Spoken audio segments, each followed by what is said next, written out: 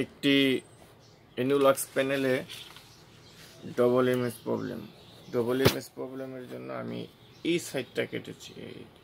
এই সাইডটি কাটার পরও সমস্যার সমাধান হয় না। এখন আমি আবার এই সাইডটা কাটবো, কেটে দেখবো সমস্যাটি আমার সমাধান হয় কিনা। আর ডবল ইমেজ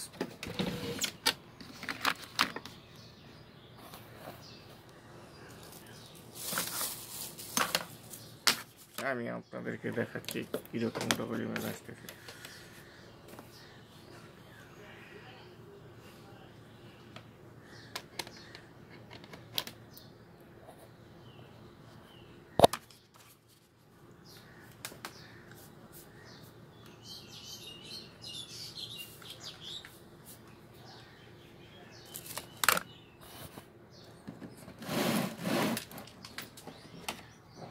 এই যে ডবল ইমেজ প্লাঙ্কিং করতেছে।